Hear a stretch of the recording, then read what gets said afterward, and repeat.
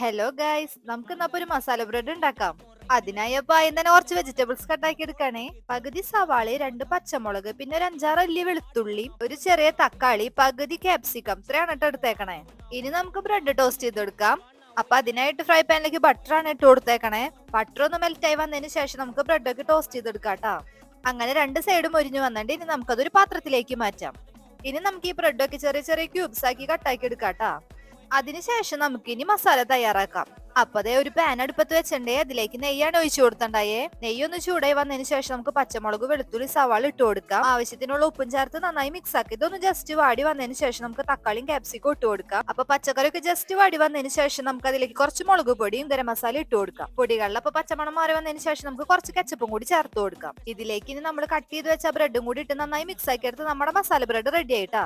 നല്ല ടേസ്റ്റ് ഉണ്ട് ഈ ഒരു ഐറ്റം. അപ്പൊ എല്ലാവരും ട്രൈ ചെയ്ത് നോക്കിക്കോ. നമുക്ക് മറ്റൊരു വീഡിയോ ആയിട്ട് വരാം. ബൈ.